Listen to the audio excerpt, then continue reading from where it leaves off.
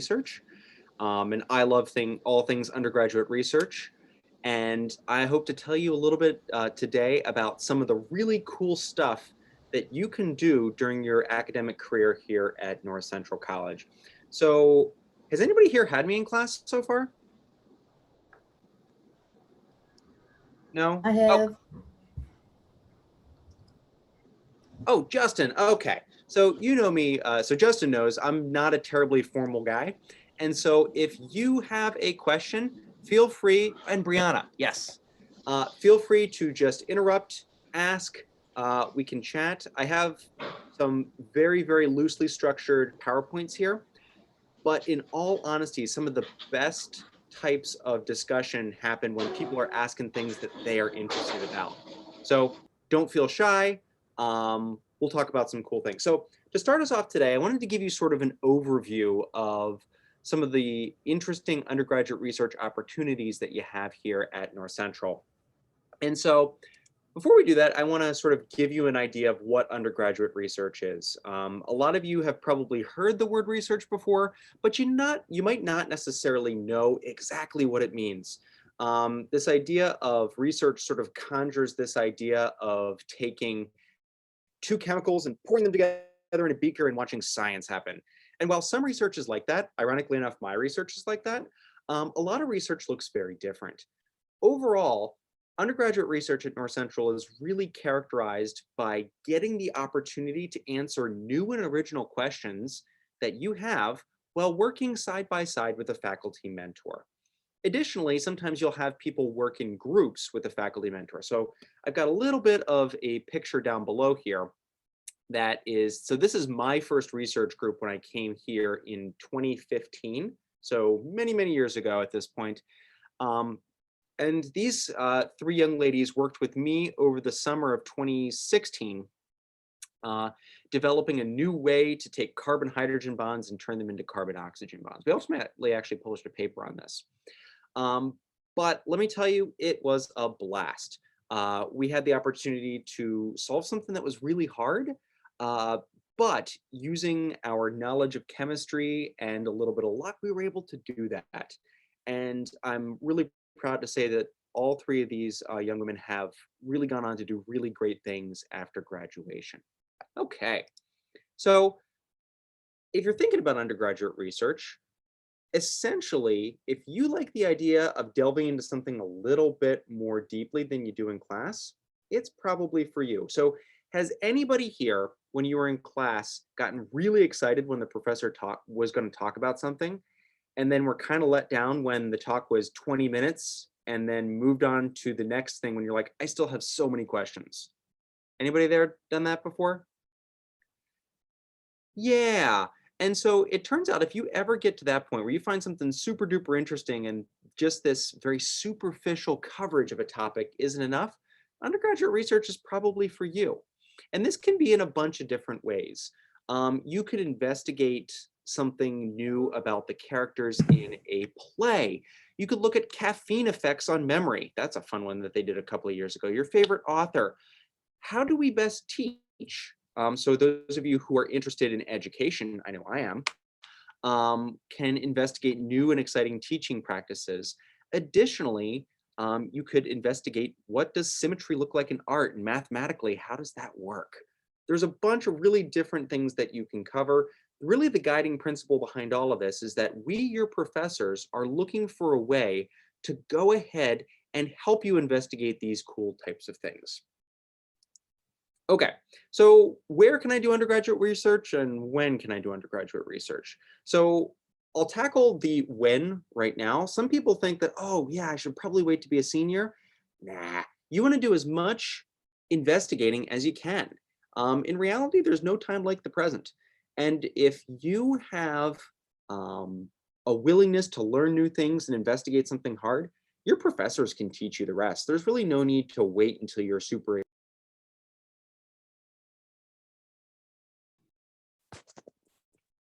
I got unmuted. I got muted for a second. Um, there's no need to wait to go ahead and pursue these undergraduate research opportunities, you can go ahead and do it in as early as your freshman year. And so in addition to doing research here on campus, we also really like to support students who want to do research off campus, whether this be in the form of volunteering in a national lab, studying abroad and learning something new, conducting an honors thesis, or engaging in a research practicum right here on the North Central campus. And perhaps one of our more exciting things that people are interested in is this idea of summer research. So in other words, we will pay you a stipend to stay here over the summer and really dive into a question with your faculty members. So as I sort of alluded to earlier, anybody can do undergraduate research. And I really want to stress this. For a long time, there was this sort of perception that undergraduate research was something that only scientists could do. I'll tell you, as a scientist, that is not true. Anybody can do undergraduate research. It just might look a little bit differently. So you can be any year in school, first year all the way up through a fourth year. Any major can do undergraduate research. And moreover, I really want to stress that if you want to do research in a certain area, you don't have to be that major. For example, I am a synthetic chemist. I like to make things with chemistry. The number of chemistry students who've actually done research with me is actually one of the smallest majors. Mostly a lot of people are biology or neuroscience, but that doesn't mean that they can't learn new things and discover cool stuff.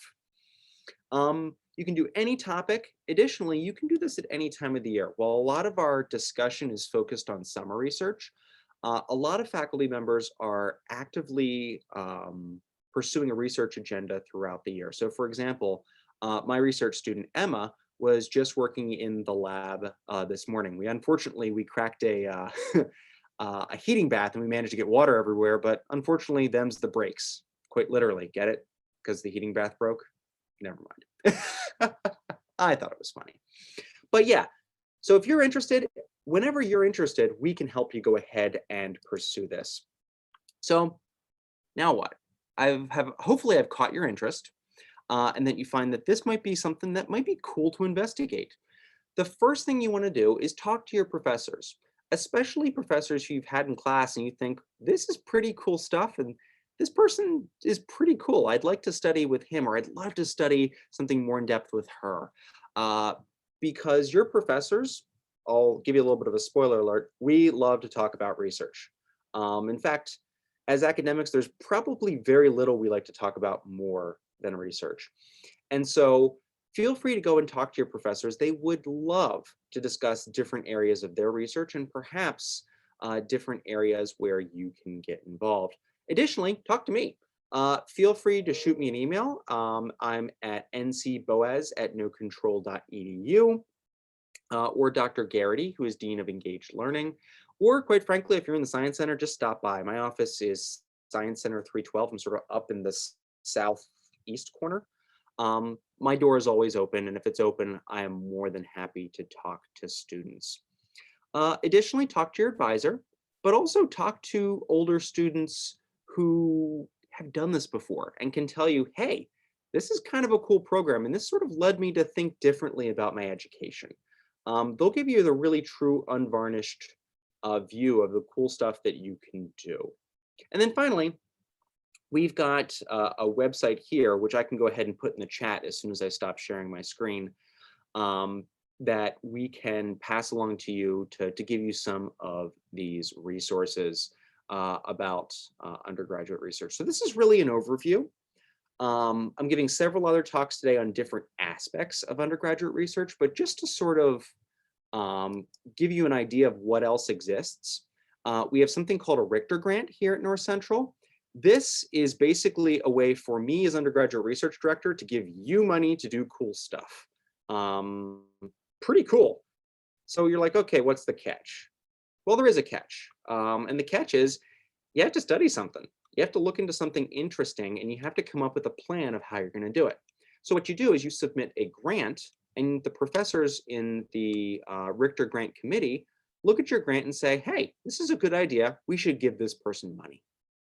And that's pretty much it. You'll have to write a final report, but you can get up to $5,000 to go ahead and perform research that requires either equipment or resources that North Central doesn't have.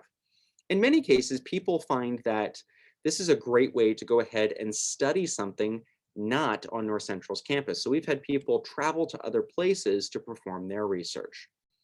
We've also got the Rawl Symposium, which every year we go ahead and have a celebration of undergraduate research and have your student colleagues present their work. We actually have this coming up this year. And so if you're thinking about doing undergraduate research, going to the Rawl Symposium and seeing the cool things that people have done is a great way to learn what type of opportunities are available. My office will pay for you to go to professional conferences. So if you're a psychologist and you're like, I'd love to go to the Midwest Psychological Association meeting, done. I can send you there. In fact, we just sent a student recently who was going to present her work there. I can also help you find research experiences that are off campus. So we've sent several students over the past couple of years to something called a Research Experience for Undergraduates program. This is sponsored by the National Science Foundation, and they pay you to travel to places like national laboratories or R1 universities to work on interesting projects that tend to be really high profile. And then finally, every summer we wind up having a colloquium series to help people learn about research and present their own work. Okay, I realize I talked really fast here. Those of you, I think Justin and Brianna can attest to the fact that I talk a lot and very quickly. But do we have any questions? Anything you're interested in thus far? And please don't be shy. Some of the best discussions happen from questions. I have a question. Sure, what's up? Yeah, so let's say that you do want to participate in research, but you don't know where to start. Are there resources that could help you discover what you want to do? Absolutely. And so one of the best places that you can start, so what's your major? I'm majoring in health science. Oh, okay, cool. So one of the best places to start is actually by talking to some of your professors to see what research opportunities look like in your field, simply because this is a very different answer for a lot of people. An additional way that you can go ahead and check out research opportunities is there's actually a list in here. I'm just going to stop sharing my screen real quick so that way I can see the chat.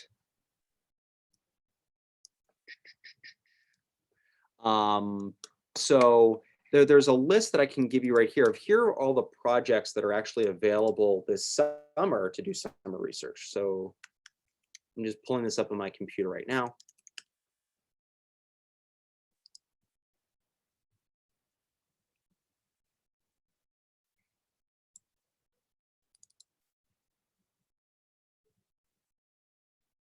Sorry, this is taking a second.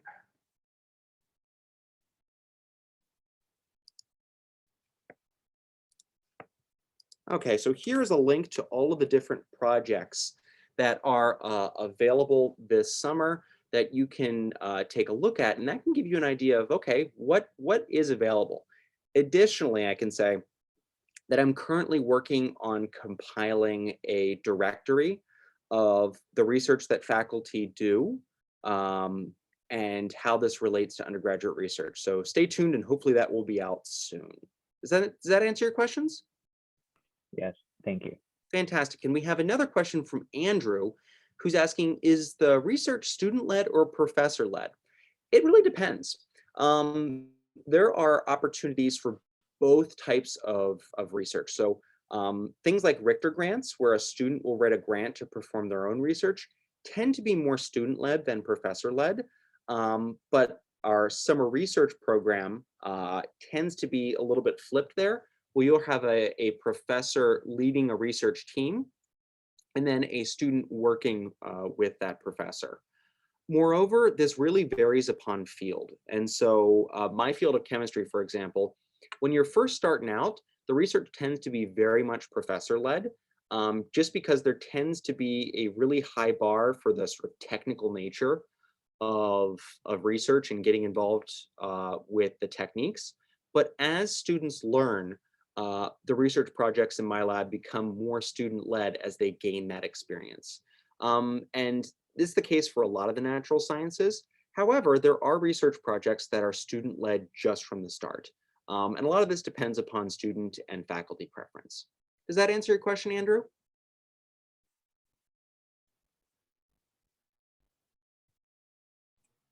He gave you the thumbs up. Okay, cool, cool, cool. What else do we got, guys? Or would you like to hear a little bit about the honors program? I had a quick question. Of course. So I know I asked you earlier about the cover letter. Mm-hmm. Another question is, do you know what the mail address, like who should I, like usually on the cover letter is a mail address. There's Do a you know who mail I address. Yeah. At that point, you can use the address of the college, so 30 North Brainerd Street, Okay. Naperville, Illinois. I will say, I wouldn't worry too much about that formality. I mean, that's really nice, and I think that's probably going to set you apart, which is a good thing. But I wouldn't stress too much. I'll be honest with you, for this summer research application, a lot of the reasons that we're having you turn in a resume and a cover letter is to give you some of those skills at applying for a job. So that way, when you do have to go out into the real world, which I will tell you from experience is totally overrated, that's something that you're going to need to go ahead and do. So we want to get you prepared for that. All right. Thank you. Of course. What else we got? Or would you guys like to see the next presentation?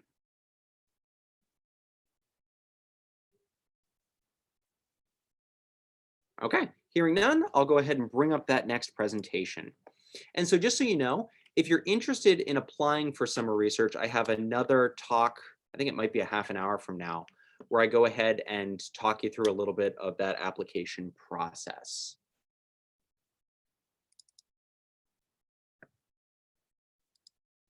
Okay, so I've got a presentation here. And what I will do is I'll loosely go over this just because it can give you a broad overview of what the honors program looks like here. Okay, so if you can see my screen, go ahead and give me a thumbs up or some funny emoji.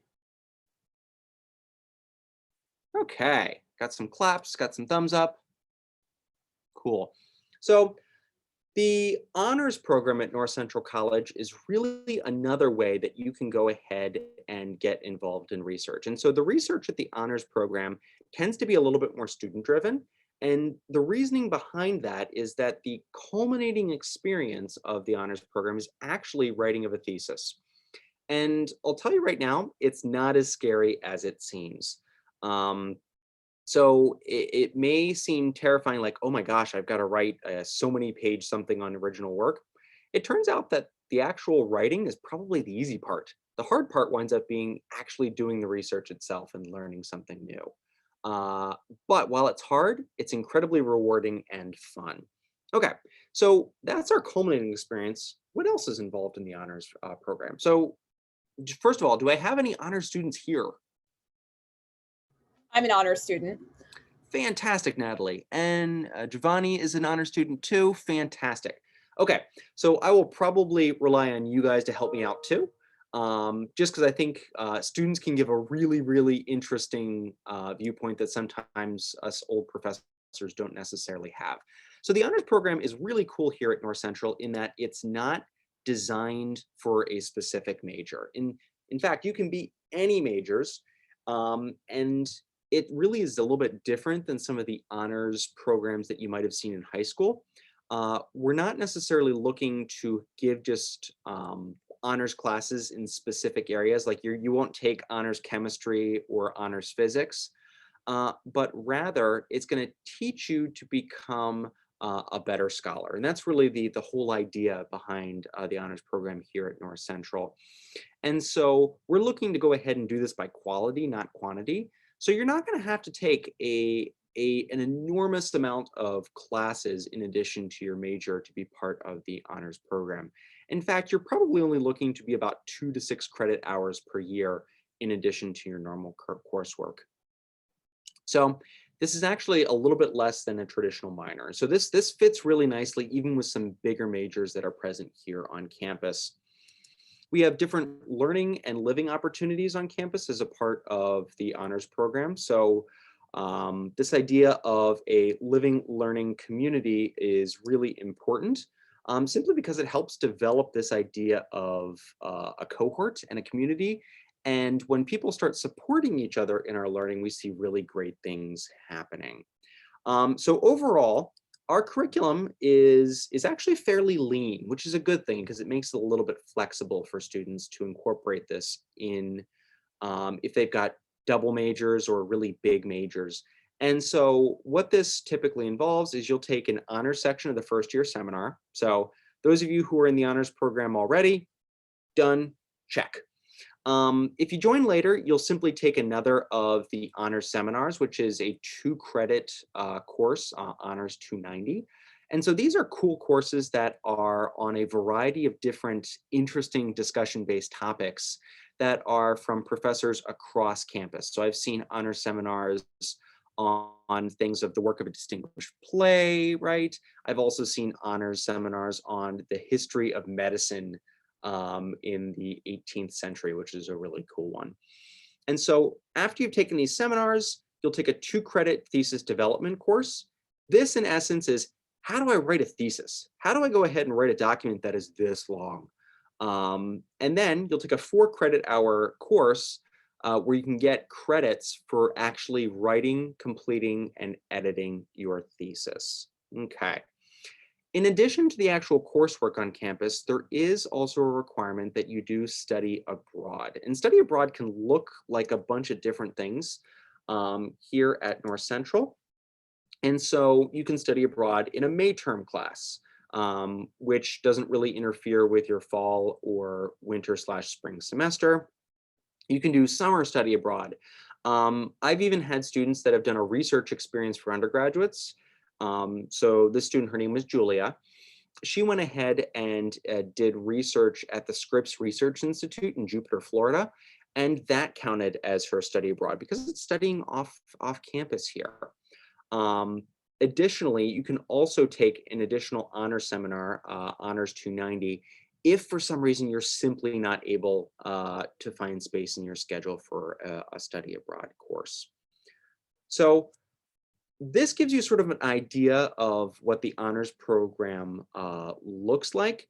There are also things like events and programs. I know Dr. Garrity does a really cool job at hosting events.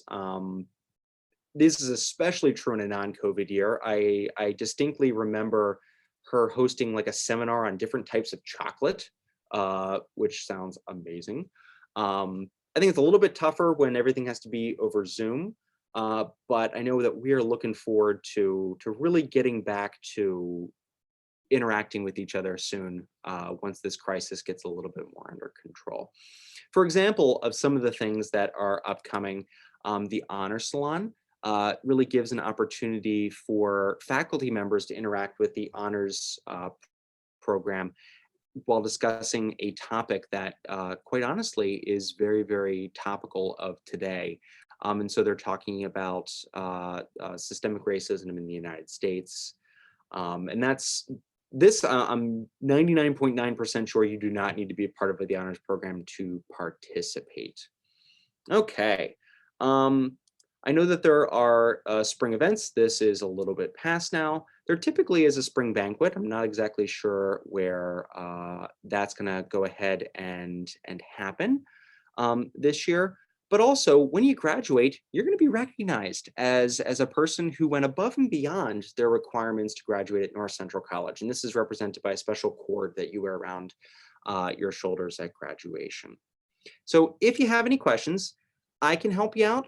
But I'm going to be perfectly honest, the person who is way more knowledgeable about this is Dr. Garrity, and she would love to talk to you about the honors program and getting involved. So do we have any questions about the honors program, about research more broadly, chemistry, you know? I mean, I figure I might as well list things that I can talk about. Here, I'll stop sharing for a second so I can actually see the chat here.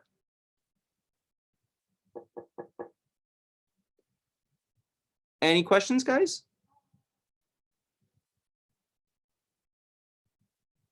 Okay, I have a question for you. Who here thinks that participating in some sort of undergraduate research, whether that be through the honors program or through the summer research or through something else, is something that you could consider yourself doing. Well, since I'm in the honors program, I'm going to be planning on doing my undergraduate research with the honors thesis, which I'm actually kind of looking forward to because you get to pick your own topic, which kind of makes it more meaningful for yourself. Absolutely. I think it's a really a thing that you feel very proud of when you go ahead and accomplish that, really diving into a problem and coming up with a tangible document that you can show people. And this is what I studied in my college career. Who else? What are you thinking?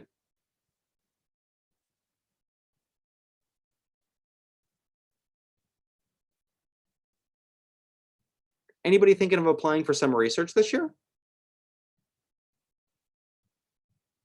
Okay, Justin is good. Highly encourage y'all to think about it at least, or at least take a look at it, because I think that it would be something that would be useful for really no matter your major. It's a really great experience. And Natalie, even though you're considering doing undergraduate research through your honors thesis, keep in mind that you can do more than one research project. And that is often a really cool way to discover, as you mentioned, things that you like, and really dive into them. Okay. So I'll give I think we have time for one last question.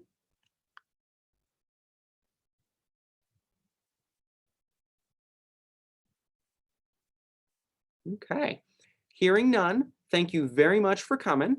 Again, if there's anything that comes up or you want to chat about honors program, research in general during undergraduate and during your undergraduate career, or just want to chat, let me know. I would love to talk to you about cool opportunities. Thanks so much for coming, and I'm sure I'll see you around. Thank you. Bye. Thank you. I wanted to confirm with you, Nick, you're staying in this Zoom for your next session, Oh, can do. correct? You have the Richter Goldwater information session. I see Jesus Velasco requesting to enter. Mhm. Yep, he's in the other Zoom link. So here, I've got, you know what, I'm gonna copy the Zoom link. Mhm. And then I'm gonna let Jesus in. Wait, what's happening here? Do you wanna let Jesus in and then we can give him the Zoom link there? Yep. Who provided that link? It's in the document. Yeah, I just checked. I got that. I wanna know who, hi Jesus, how are you? Hi, how are you? Good. I think we have you on a separate Zoom link. Okay, I'm not sure where that. it's Zoom okay. I'm link sure I came can from. find it. I have all the notes in my No, calendar. I have it. I just put it in the chat. If you want to click on that Zoom, I think Yep. that's where we have students, we direct Okay. students to this link to meet Sure. with you. I know that Amy. Oh, did you already do it? Okay. Is that it? Was that Amy's link? Yeah, it's Amy's link, and I was just curious if she had communicated with him because she had given her login information to Rachel for the last session. Oh, So geez. I'm curious if he might need to log in, but I'm going to email Amy right now. Oh, okay. Yeah. Actually, do you by any chance know Amy's extension? I can just call her. That might be easier. I don't, but I can get it for you. Give me 1 second. Yeah. I should have She's, these extensions should memorized, be but I never do. 75353. 75353. Yeah, 5353. 353. Okay, thanks.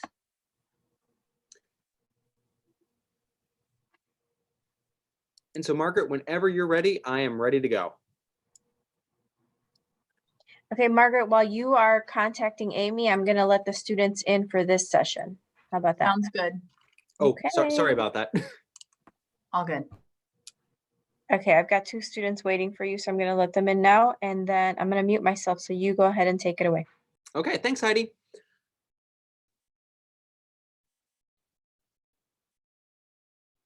Hello, everybody. Welcome. My name is Nick Boas. I am the Director of Undergraduate Research and Prestigious Fellowships here at North Central.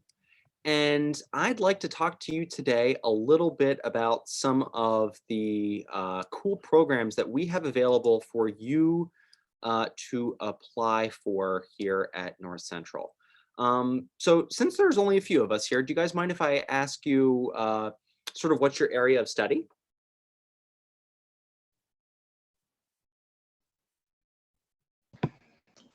I'm a computer science major. Computer science, great. Biomedical sciences, fantastic, Hannah.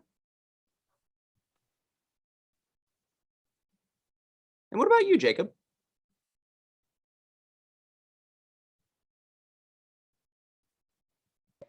Me?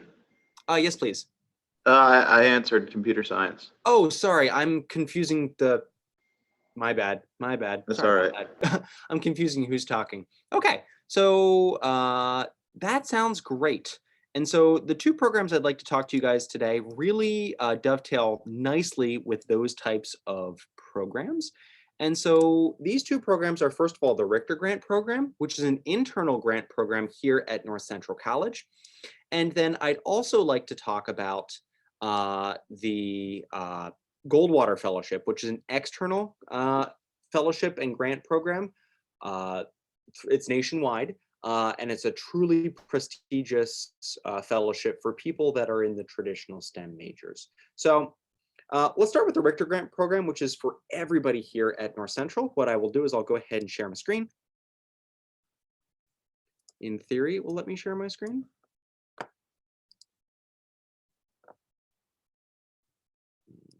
Share, stop share, that's not working. Sorry about this, everyone. There we go. Okay, just so we've got a better idea here. So I've got a really short presentation here on the idea of applying for a Richter grant. And I'll talk to you a little bit about that process. And then we'll take some questions, and then I'll give you a brief overview of how to apply. So first of all, what the Goldwater Fellowship is and how do you apply for it. Does that sound like a plan, everybody? If so, give me a big old thumbs up. Great, fantastic. Okay, so the Richter Grant Program was originally sponsored by the Richter Foundation to help encourage undergraduate research here at North Central College. And so what this grant is, in sort of overview, is it is a way for me as Director of Undergraduate Research to give you money to go ahead and do cool things and study interesting topics. And so overall, what will happen in a Richter grant is you'll come up with something that you want to study, whether that be studying the characters in a play or investigating how DNA mutations can affect the phenotypic expression of a fruit fly.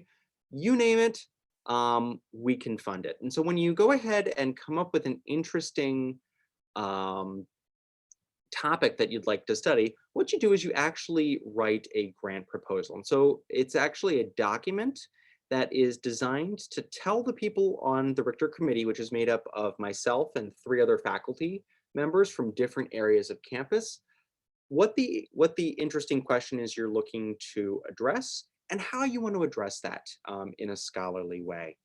So we can give you up to $5,000 at any one point to go ahead and work on your project.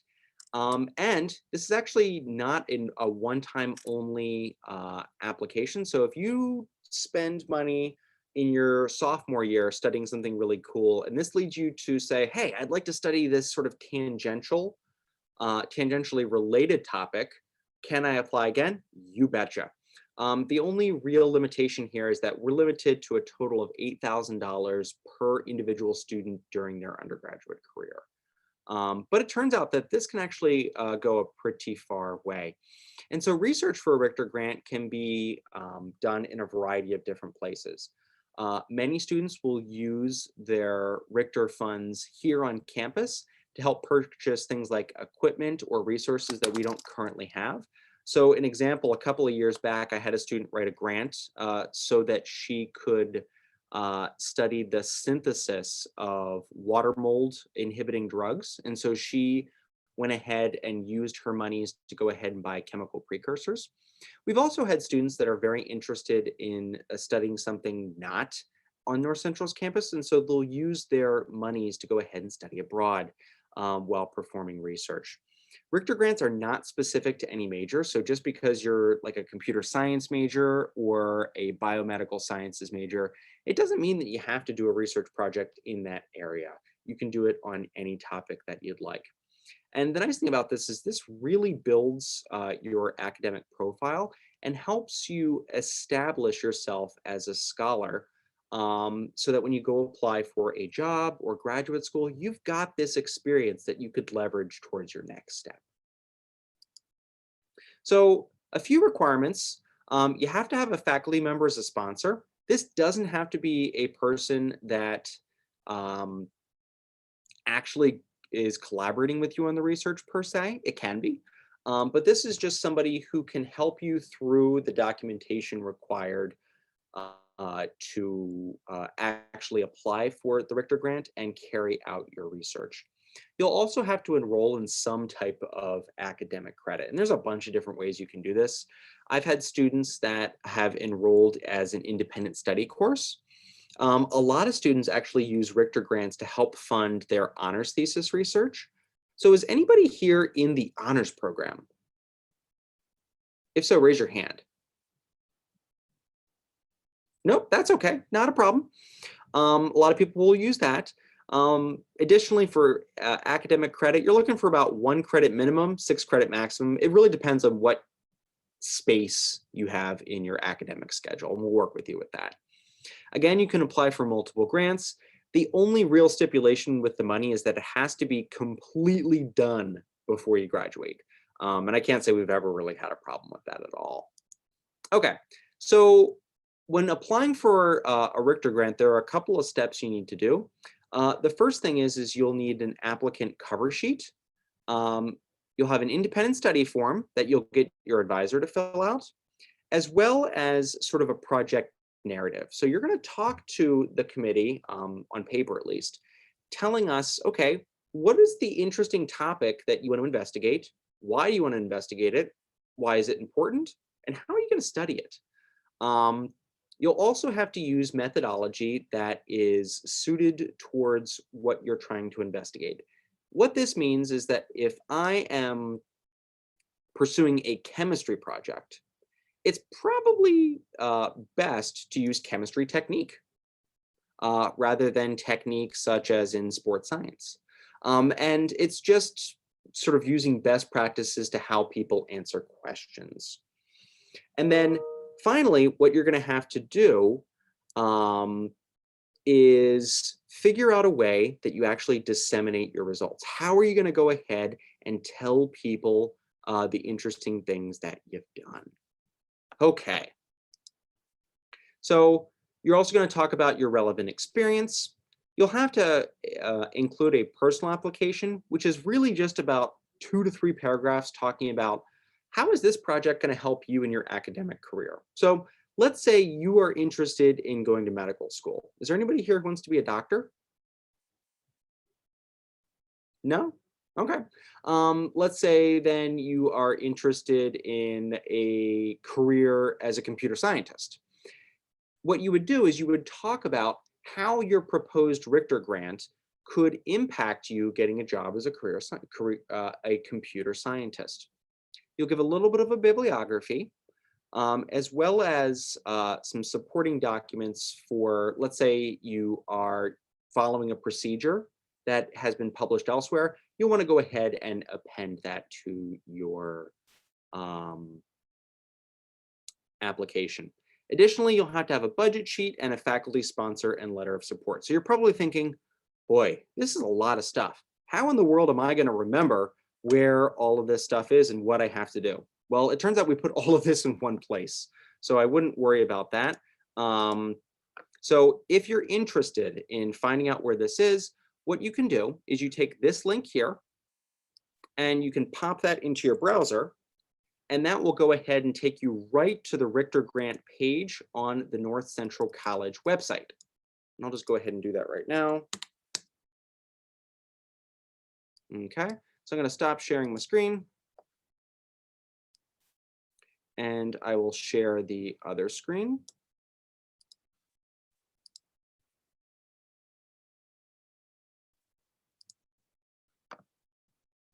Here we go. So this brings up the Richter Grant website, which has program guidelines, basically the downloadable application, your expense sheet, your final report guidelines, the post-research self-evaluation, all the things that you'll need to go ahead and put together to go ahead and craft a really well done Richter Grant. And the idea behind this is that this is a challenging thing to do, but at the same time, we are here to help you out. So if you have a question, come talk to me. I would love to talk to you about the Richter Grant process, what can be funded, and how we can turn your ideas into a successful project. Okay, so I'll stop my sharing for a second. So I went a little quickly there just because there's a lot of information. Does anybody have any questions overall about the Richter Grant process?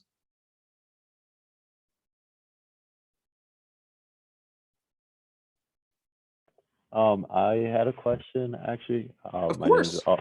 Alvaro. So in terms of like applying for the Richter Grant, are there any like prerequisite classes you have to have, or can you like start immediately like whenever you can? Because I know that you do tend to learn a lot more, and then it expands like your knowledge, so you can ask like even better questions for research and stuff. Absolutely. It turns out there aren't prerequisite classes that you need to do. You just need to have sophomore standing, which at this point, is everybody here a first-year student? Mostly first-year students? Yeah, I am. Okay. By the time you would actually get around to applying for this, it'll likely be your sophomore year.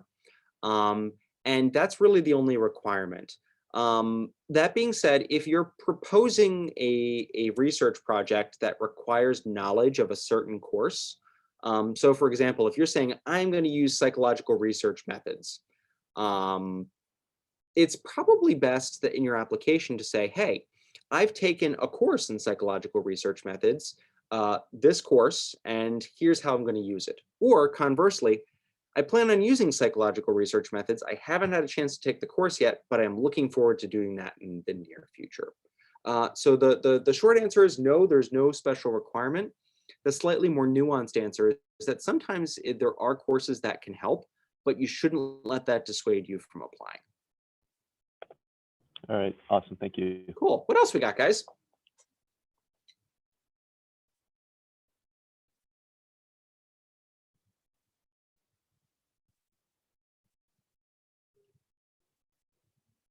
Okay, no worries. Is anybody planning on potentially applying for, or thinking about applying for a Richter Grant in the future?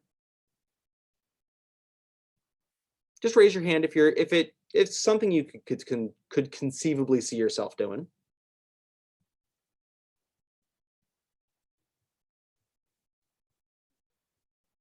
Okay, cool. Very nice. Okay, so do we have any last questions about undergraduate research, Richter Grant application, or would you guys like to learn a little bit more about the Goldwater Fellowship?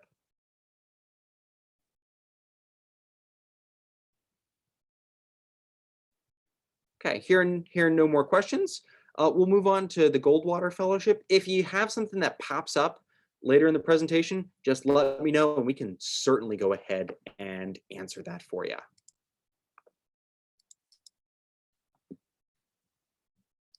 Let me go ahead and share this. Goldwater. Okay. So this is another opportunity for students here at North Central to apply for. This is something called the Barry Goldwater Fellowship. This is specifically for people that are in sort of traditional STEM disciplines. So of everyone who's on the call, who here would consider themselves a STEM major? If so, raise your hand. So STEM just means science, technology, engineering, and math, broadly defined. Okay. Okay. Cool. Cool. Cool. So we got all of you. And so this is specifically for you guys. And so, what is the Barry Goldwater Fellowship? This is the premier undergraduate fellowship in STEM in the United States. And so, basically, if you're a STEM major, if you are really, really, really, really good, this is what you can win. So it was established in 1986 in honor of Senator Barry Goldwater for a lifetime of service to the United States. And so the goal of the foundation, which provides these scholarships, is to develop the next generation of STEM professionals that the United States is going to need in critical fields for science, technology, engineering, and math. And the best way that they knew how to do this was to give scholarships to undergraduate students, specifically sophomores and juniors, with an interest of furthering STEM research. And so one of the really cool things about this is that this is a fellowship for people who are considering going really far really far after their North Central College career. So this could be in a graduate program, this could be working in a national lab. This would be exactly for you. Okay, so Goldwater Fellows are really the best STEM students in the nation. And so people who can win one of these things have gone on to win other prestigious fellowships such as the Rhodes Scholarship, the Fulbright Fellowship, and the National Science Foundation's Graduate Fellowship. So overall, for something that's this sort of impactful, you'd expect, well, this has got to be a huge amount of money. It turns out that the actual dollar amount for this is relatively modest. And so you're talking about $7,500 over 2 years, which is nothing to shake a stick at. But in the grand total of what college costs, it's not gigantic. But really the big thing about this scholarship is it winds up really opening doors for you if you go ahead and win one of these towards prestigious graduate programs. Like, for example, people who win these types of programs are the people that wind up going to Harvard for their PhD, or that win a Rhodes Fellowship or a Fulbright Fellowship to study somewhere in the world. We at North Central College have had people win this before. So most recently in 2018, Miss Brandy Pessman, who was actually one of my students, I was super, super, super proud of her for this, who was a biology student. She was named a Goldwater Honorable Mention, which essentially means that she was a fantastic student, but they didn't quite have enough money to give it to her. Even without actually winning the fellowship though, this wound up being really useful for her. She was able to apply and earn a spot in the PhD program in evolutionary biology at the University of Nebraska, where she has a complete full ride for her PhD. And so this is a really great step for students who are considering taking that next leap into STEM knowledge and are interested in research. So who is this fellowship for? So generally speaking, this is for people who are looking to pursue some type of graduate degree in traditional STEM fields.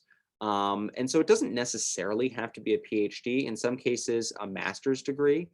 Like if you're looking to pursue like a master's of science and engineering, that could certainly be something that would qualify you for the Goldwater Fellowship. One of the areas that we typically run into is we have a lot of really great students here at North Central, but a lot of our students are pursuing STEM majors undergrad wise so that they can go ahead and look into a professional school, which is great. This is talking about students who want to go to medical school, dental school, PA school, vet school, things like that, law school.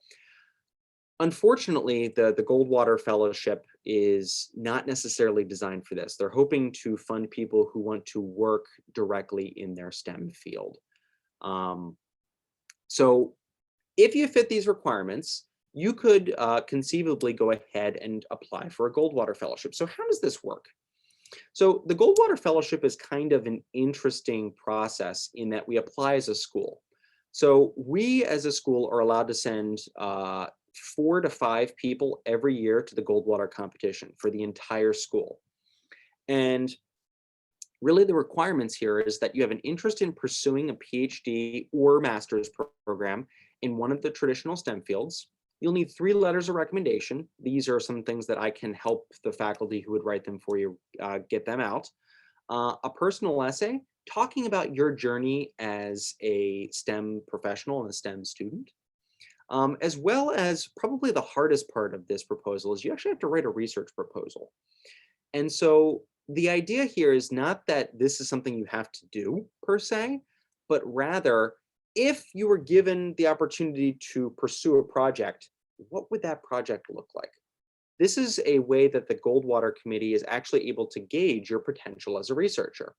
And so it's basically, if given unlimited funds, what would you do and what would you study? Typically, students have to have a 3.5 GPA to apply. From a more practical perspective, in order to be competitive, excuse me, you really need to be north of 3.7, which is high. And I certainly understand that that's hard, especially in the STEM fields. But you are competing against some of the really top STEM students in the nation. And then finally, because this is funded partially through the United States government, you would need to be either a US citizen or a permanent resident in the United States to apply for this. So if you're interested, what now? So the process for the Goldwater Fellowship actually takes quite a bit of time. And so it's about 4 months long in the fall semester. But this is something that as director of fellowships, this is something that I'm able to help you with every single step of the way. And something that I really look forward to working with students on throughout the year. So this is something you just want to have on your radar now, so that if you're interested, let me know, so that way we know and we can hit the ground running when the fall semester comes in. So additionally, if you're interested, talk to me, because there are certain things you can do to help build your resume to make you a more competitive candidate for this fellowship. And I can tell you how to do that right now. So one of the biggest things of that is actually participating in STEM research. The best way to convince someone that you have really good potential as a researcher is to do some research.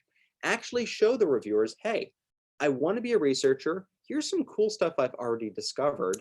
It's a proof of principle that I know what I'm doing. And as director of undergraduate research, I can help you match with a professor who's interested in doing this type of research. And finally, if you want more information or want to read a little bit more about the history of the program, some of the success stories of people who've won Goldwater Fellowships, and what the overall timeline of application looks like, check out the following link here. And so it's just goldwater.scholarsapply.org. Alternatively, if you take a picture with your phone here for this QR code, that will bring you to the exact same place. Okay, I talked a lot here, but is anybody here potentially interested in applying for something like this? Raise your hand if you think that this might be something that would be kind of cool. Okay, cool, cool, cool. This is what I want to see. So what I'm going to highly recommend, and what I'm going to do now is just write down your name so I know how to contact you, is talk to me before the end of the semester, so that I can we can get a game plan for applying in the fall. So generally, because this is for both sophomores and juniors, you can have 2 possible years to apply. And so what we're really interested in is working on applications with people who are sophomores, so rising sophomores, because the first time applying, it's a process, and you learn a lot about your writing and scientific communication when you're doing this. So that way, if you applied the next year, you've really got all that down and can put forth just a stellar essay. And so that's something that I'm more than happy to work with you guys on. So do we have any questions about the Goldwater Fellowship overall?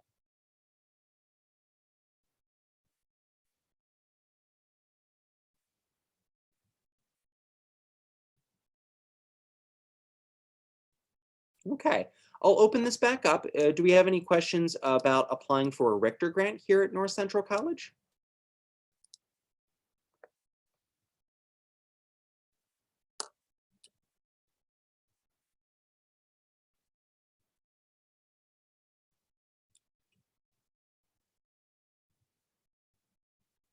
So Alvaro, are you raising your hand for something else, or do you have a question? Oh, I think that I forgot to put it down after you asked us. Oh, not a problem at all. Okay. So if there aren't any additional questions, I'll let you guys head on out. But please know, if you have any questions coming up about the Richter Grant Program, about applying for a Goldwater Fellowship, or applying for summer research, please let me know and I can go ahead and really talk to you about that. Sound like a plan?